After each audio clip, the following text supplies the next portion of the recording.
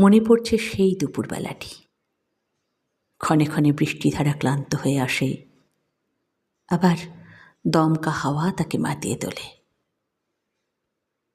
ঘরে অন্ধকার, কাজে মন যায় না। যন্ত্রটা হাতে নিয়ে বর্ষার গানে মল্লারের সুর লাগালেম।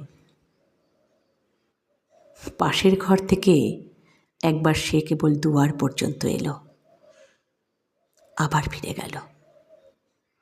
আবার একবার বাইরে এসে দাঁড়ালো, তারপর ধীরে ধীরে ভিতরে এসে বসল।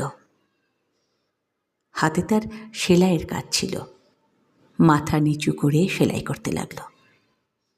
তারপরে সেলাই বন্ধ করে জানলার বাইরে ঝাপসা গাছগুলোর দিকে চেয়ে রইল।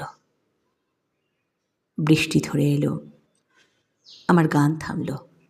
সে উঠে চুল বাঁধতে গেল। এইটুকু ছাড়া আর কিছুই না। বৃষ্টিতে, গানেতে, অকাজে, আঁধারে জড়ানো কেবল সেই একটি দুপুরবেলা।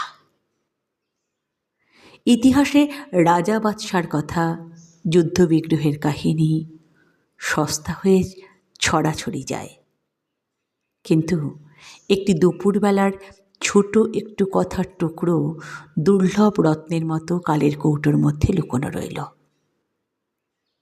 দুটি লোক তার খবর জানে।